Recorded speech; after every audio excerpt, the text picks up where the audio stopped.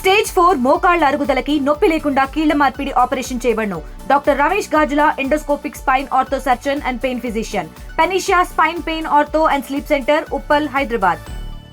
TPCC chief Mahesh Kumar Goud సూచన మేరకు నిరంతరంగా కొనసాగుతుంది కార్యక్రమం. అందుబాటులో ప్రజాప్రతినిధులు డైలీ ఒక ప్రజాప్రతినిధి అందుబాటులో ఉంటున్నారు. వివిధ ప్రాంతాల నుంచి వచ్చేటువంటి సమస్యల సాల్వ్ కోసం వారు ఇచ్చేటువంటి వినతులు తీసుకొని దాని వివిధ డిపార్ట్మెంట్స్కి సెండ్ చేసేటువంటి ప్రయత్నం కొనసాగుతోంది. ప్రస్తుతం ఈరోజు కాంగ్రెస్ పార్టీ ఎమ్మెల్సీ బల్మూర్ వెంకట్ ఈరోజు అందుబాటులో ఉన్నారు. సమస్యలు స్వీకరించడానికి రాష్ట్ర వ్యాప్తంగా వస్తున్నటువంటి సమస్యలు తెలుసుకునేటువంటి ప్రయత్నం బాగా మాట్లాడే ప్రయత్నం చేద్దాం. ఎమ్మెల్సీ బల్మూర్ వెంకట్ గారిని కొన్ని విషయాలు అడిగేటువంటి ప్రయత్నం చేద్దాం. వెంకట్ గారు, ఏ అంశాలు ఇప్పటివరకు వచ్చాయి మీకు, ఏం దృష్టికి వచ్చాయి, ఎట్లా ఉంది కార్యక్రమం? అంటే ఈ ప్రజావాణి ఏదైతే ప్రజా దర్బార్ సంబంధించి పార్టీ కార్యకర్తలకి అదేవిధంగా ప్రజలకి అందుబాటులో ఉండాలని చెప్పి ఒక అద్భుతమైన కార్యక్రమం ప్రతిరోజు ఒక ప్రజాప్రతినిధి కూర్చునే విధంగా మా పీసీసీ అధ్యక్షులు మహేష్ కుమార్ గౌడ్ గారు ఇనిషియేటివ్ తీసుకోవడం జరిగింది. సో దాంట్లో భాగంగా ఈరోజు ఎమ్మెల్సీగా నాకు ఈరోజు ఈ సమస్యల్ని పరిష్కరించడానికి కూర్చోవడం జరిగింది. ఇప్పటివరకు కొన్ని రేషన్ కార్డ్ ఇష్యూస్, దానితో పాటు ఇంద్రమ్మ ఇల్లుకు సంబంధించినవి, దానితో పాటు కొన్ని మెడికల్ ఏదైతే సంబంధించి మెడికల్ ప్రాబ్లమ్స్ తోటి వచ్చిన వాళ్ళకి సంబంధించిన డిపార్ట్మెంట్స్కి, దాంతోపాటు అన్ఎంప్లాయిడ్ యూత్ కూడా కొంతమంది వచ్చి వాళ్ళకున్న కొన్ని సమస్యలు, ఏ రకంగా నెక్స్ట్ రిక్రూట్మెంట్స్లో ఏవేవి పెట్టాలి, కొన్ని ఏజ్ రిలాక్సేషన్ అంశాలు అవన్నీ కూడా దృష్టికి తీసుకురావడం జరిగింది. పరిష్కారం అయ్యే సమస్యలు ఏవైతున్నాయో సంబంధించిన అధికారులకి ఇమీడియట్గా మాట్లాడి ఆదేశించి వాళ్ళకి ఇన్స్ట్రక్ట్ చేసి వీళ్ళు వచ్చి కలుస్తారు, రిజాల్వ్ చేస్తారని చెప్పడం జరిగింది.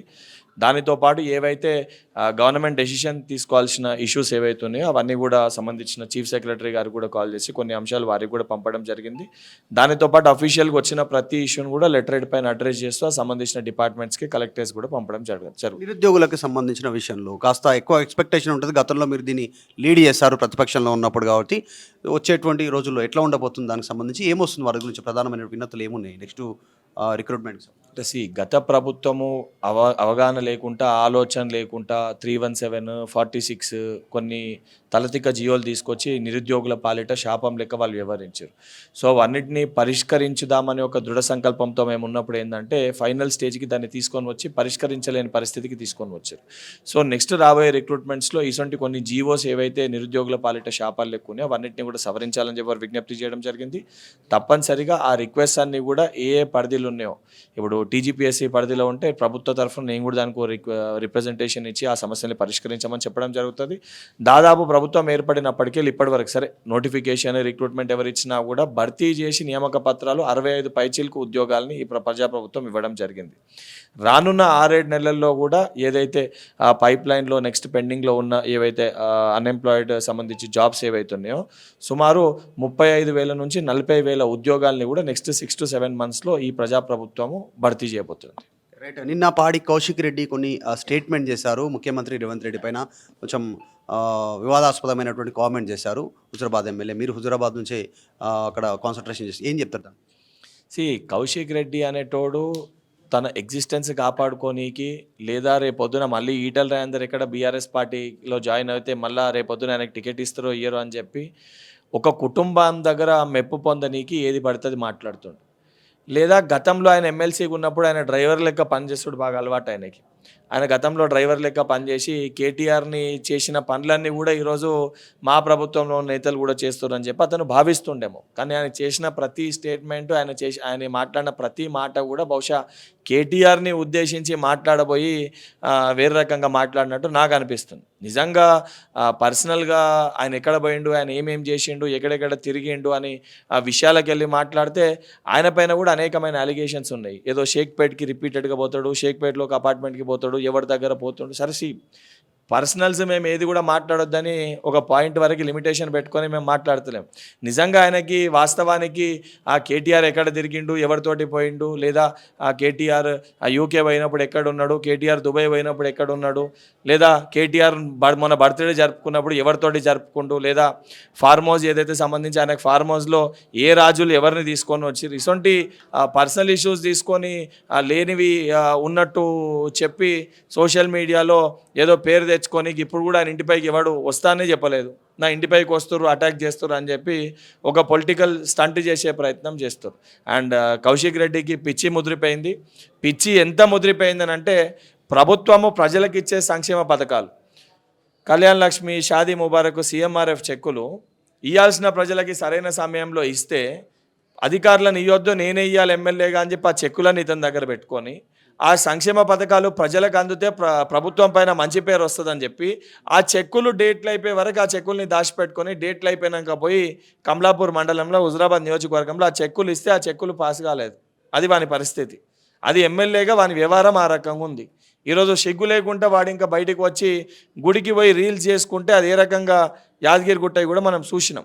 అంటే ప్రజల బాగు కోసము పనిచేయడం మర్చిపోయి, హుజరాబాద్ ప్రజల గురించి ఆలోచించడం మర్చిపోయి, కేవలము కేటీఆర్, హరీష్ రావు, కేసీఆర్ వాళ్ళ దగ్గర మన్నెళ్ళు పొందనీకి, వాళ్ళ దగ్గర మార్కులు కొట్టేయనీకి, రేపొద్దున ఈటల రాజేందర్ వచ్చినా కూడా ఈయన ఎగ్జిస్టెన్స్ కాపాడుకోనికి బీఆర్ఎస్ పార్టీలో డ్రామాలు చేస్తుండు తప్ప దానికి మించి ఈయన మాట్లాడిన మాటలలో ఎటువంటి వాస్తవాలు లేవు. ఎందుకు ఇట్లా వ్యక్తిగత విమర్శల వరకు? ఇప్పుడు మై హోమ్ పూజ తర్వాత ఇంకా నేను అదే స్కూల్ కాంగ్రెస్ నుంచి వచ్చాను అనేటువంటి స్టేట్మెంట్లు ఎక్కడ దాకా వెళ్ళేటువంటి పరిస్థితి?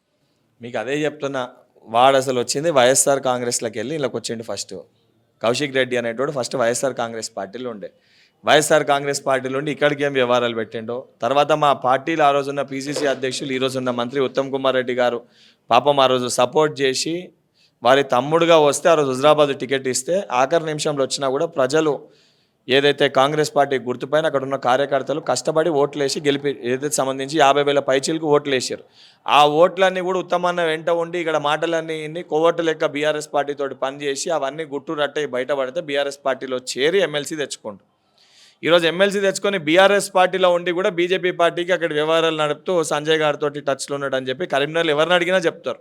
అంటే వీడు ప్రజల కోసం కాదు, వీని వ్యక్తిగత స్వార్థం కోసం ఎంతకి దిగజారుతారంటే ఎన్నికల సమయంలో బిడ్డని భార్యను కూడా పెట్టుకొని మేమంతా కూడా కుటుంబ సమేతంగా ఊరేసుకుంటాము, నన్ను గెలిపించకపోతే అని చెప్పి కుటుంబాన్ని కూడా రోడ్డుపైకి తెచ్చి నిలబెట్టిన క్యారెక్టర్ ఆ వ్యక్తిది. అంటే తన రాజకీయ లబ్ధి కోసము ఎంత నీచానికైనా నేను దిగజారుతా, నాకు నా కుర్చీ, నా పదవి, నా హోదానే ముఖ్యమనే విధంగా వాని యొక్క వ్యవహారం చాలా స్పష్టంగా కనబడుతుంది. అందుకే ఇది కూడా ఏంటంటే ఈటల రాజేందర్ రేపొద్దున బీఆర్ఎస్ పార్టీలోకి వస్తాడనే ఒక మాట బయట చాలా గట్టిగా బలంగా వినబడుతుంది. ఆ వినబడిన సమయంలో కౌశిక్ రెడ్డి రేపొద్దున నా ఎగ్జిస్టెన్స్ ఉండదేమో, ఈటల రాజేందర్ వస్తే మళ్ళీ ఈటల రాజేందర్కి హుజరాబాద్ టికెట్ ఇస్తే నా బతుకు మళ్ళీ కుక్కలు చింపిన ఇస్తరాక్ అవుతుందని ఒక భయంతో ఏదో ఒకటి మాట్లాడితే రేపొద్దున నిజంగానే ఆయనకి మార్కులు పడితే అనే ఉద్దేశంతో ఇటువంటి మాటలు మాట్లాడుతుంటారు. ఫోన్ ట్యాపింగ్కి సంబంధించిన భార్య ఫోన్ ట్యాప్ చేస్తూ ఉన్నారు విని వెంటనే అక్కడ ఉన్నటువంటి సిఐ అక్కడ ఉన్నటువంటి ఆ మేనేజర్కి చెప్పారు. సో ఇది ప్రూఫ్, నేను ఆధారాలతో సహా చెప్తా ఉన్నాను, నేను చెప్పిందంతా నిజం అనేటువంటి స్టేట్మెంట్ కూడా ఇస్తున్నాను. అంటే మీ ప్రభుత్వం కూడా ఫోన్ ట్యాపింగ్ చేస్తుంది అనేటువంటి ఆరోపణ చేస్తారు. ఇప్పుడు అదే చెప్తున్నా, ఫస్ట్ వాళ్ళ ప్రభుత్వంలో వాళ్ళ చిన్నదొర ఫోన్ ట్యాప్ చేసి వ్యవహారాలకి పాల్పడ్డాడో దానిపైన ఫస్ట్ లై డిటెక్టర్ టెస్ట్కి కేటీఆర్ని రమ్మని చెప్పారు. నేను ఇప్పటి కూడా చెప్తున్నా, కేటీఆర్ పైన నేను స్ట్రేట్ అలిగేషన్ చేస్తున్నా. కేటీఆర్ గతంలో కొకేన్ తీసుకుంటాడు, కోక్ తీసుకుంటాడు అనేది అందరూ కూడా మాట్లాడే మాట.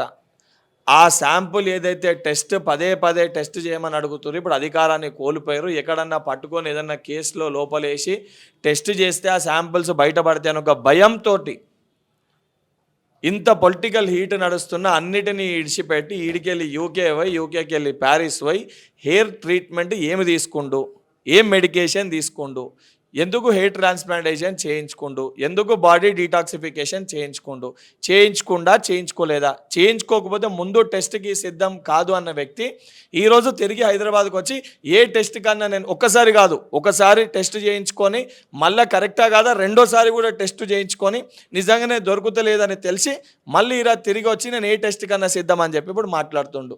ఇవన్నీ లుచ్చా పనులు చేసింది వాళ్ళు, ప్రజల్ని ఆగం చేసింది వాళ్ళు. ప్రజలకి మెరుగైన పరిపాలన అందించనీకి, ప్రజల శ్రేయస్సు కోసము, తెలంగాణ రాష్ట్ర అభివృద్ధి కోసము గౌరవ ముఖ్యమంత్రి గారు తపన పడుతూ ఏదైతే అభివృద్ధి పదంలో తెలంగాణ రాష్ట్రాన్ని ముందుకు తీసుకొని పోతుంటే వారికి వచ్చే ఒక పేరుని జీర్ణించుకోలేక తట్టుకోలేక ఆ కారుకి సంబంధించిన పార్టీలో ఉన్న కేటీఆర్ చెప్పిన మాటలు పట్టుకొని ఈ పిచ్చోడు బయటకు వచ్చి మాట్లాడుతుండు. ఒకటి నేను మంత్రివర్గ సమావేశం ఉండే రద్దయింది, దానికి రీజన్ వేరే ఉంది. మంత్రులంతా కంప్లైంట్ చేస్తూ ఉన్నారు ఢిల్లీలో ఉండి, సోనియా, రాహుల్, మల్లికార్జున కంప్లైంట్ చేయడానికి, అందుకే క్యాబినెట్ సమావేశం రద్దయింది. ఈ సమాచారం నాకు ఢిల్లీ నుంచి ఉన్నటువంటి కాంగ్రెస్ పాత మిత్రులు చెప్పారు. ఇది కౌశిక్ రెడ్డి కామెంట్. ఇప్పుడు నేను కూడా ఒక మాట చెప్తా, కేసీఆర్ గారికి తొంటలు ఎట్లా ఇరిగిందంటే హరీష్ రావు కేటీఆర్ గల్లాలు పట్టుకొని గుద్దుకుంటుంటే కేసీఆర్ మధ్యలో వస్తే నూకేస్తే తొంటలు ఇరిగిందని చెప్తా. నిజమేనా అది? కేసీఆర్ కేటీఆర్ హరీష్ రావు దానికి స్పష్టత ఇవ్వాలి. క్యాబినెట్ మీటింగ్ దానిపైన రానీకి ఆలస్యమైంది, అక్కడ దాని ప్రోగ్రామ్స్ పరంగా దాన్ని పోస్ట్ పోన్ అయితే దాన్ని తీసుకొని సంబంధం లేని విషయాలు మొన్నటి వరకు కూడా రాహుల్ గాంధీ గారు రేవంత్ రెడ్డి గారికి సఖ్యత లేదని చెప్పి మాట్లాడారు. నిన్నది స్పష్టం అయిపోయింది. మళ్ళీ ఈరోజు ఒక కొత్త విషయం తీసుకొని వస్తారు. నిజంగా వీరికి చిత్తశుద్ధి బాధ్యత ఉంటే కేటీఆర్ పైన నేను అలిగేషన్ చేస్తున్నా, ఫస్ట్ తనని తాను ప్రూవ్ చేసుకోమనండి. సొంత చెల్లెని బయటోడు తిడితే మాట్లాడని వ్యక్తి, చెల్లెనే పట్టించుకోని వ్యక్తి, చెల్లె బాగు కోసం ఆలోచించని వ్యక్తి తెలంగాణ ప్రజల కోసము రాష్ట్ర అభివృద్ధి కోసం ఆలోచిస్తాడా? సొంత చెల్లెని విమర్శిస్తేనే దాన్ని డిఫెండ్ చేయని మాట్లాడని వ్యక్తులు వాళ్ళు. ఈరోజు బీఆర్ఎస్ పార్టీకి 4 టైర్లు ఉంటాయి కార్కి. ఆ 4 టైర్లు, ఒక టైర్ హరీష్ రావు కూడా వీక్కొని పోయిండు, ఒక టైర్ సంతోష్ రావు కూడా వీక్కొని పోయిండు, ఒక టైర్ కవితారావు కూడా వీక్కొని పోయింది, ఒక టైర్ కేటీఆర్ కూడా వీక్కొని పోయిండు. స్టీరింగ్ ఉన్న వ్యక్తి ఏమో బగ్గదాగి ఫార్మ్ హౌస్లో వన్నాడు. కారు మొత్తం కూడా రోడ్ ఎక్కలేని పరిస్థితులు ఉంది. ఈరోజు వాళ్ళు వచ్చి మా ప్రభుత్వం, మా ప్రజాప్రభుత్వం గురించి మాట్లాడే కనీస హక్కన్న వాళ్ళకు ఉందా ఈరోజు ప్రజలు గమనిస్తారు. ఇప్పుడు ముఖ్యమంత్రి లేఖ చూపించిన దానిపైన కూడా బీఆర్ఎస్ కామెంట్ చేస్తూ ఉంది.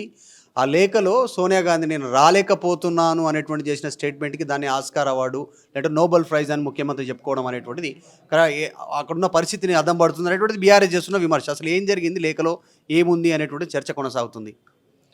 ఇప్పుడు వారు చెప్పింది చాలా క్లియర్గా రేవంత్ రెడ్డి గారు ఏముందో వారు ఎక్స్ప్లెయిన్ చేసి చూపించడం జరిగింది.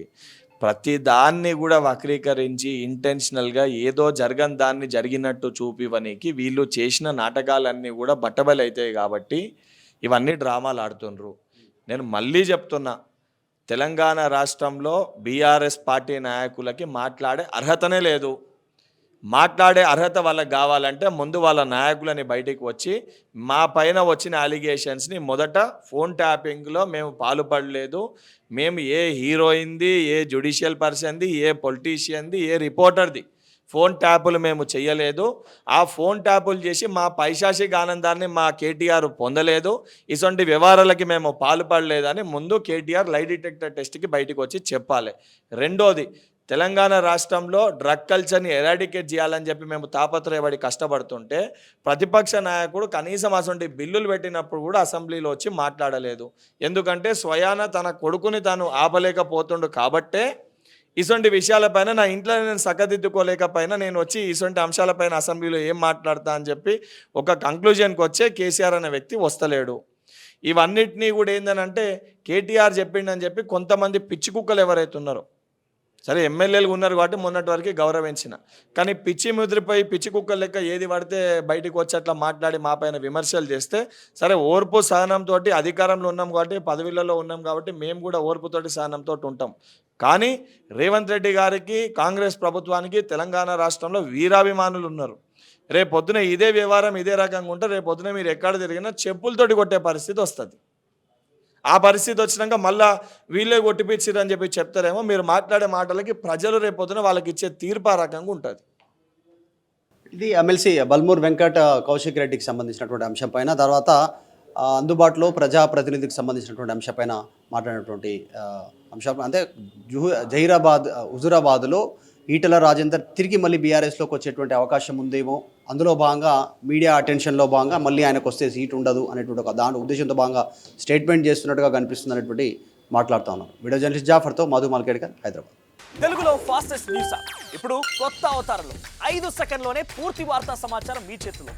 సోషల్ మీడియా ట్రెండ్స్ మీ కళ్ళ ముందుకే live TV and voice search ఆప్షన్స్తో ఇప్పుడే డౌన్లోడ్ చేయండి. యాప్ లింక్ డిస్క్రిప్షన్లో ఉంది.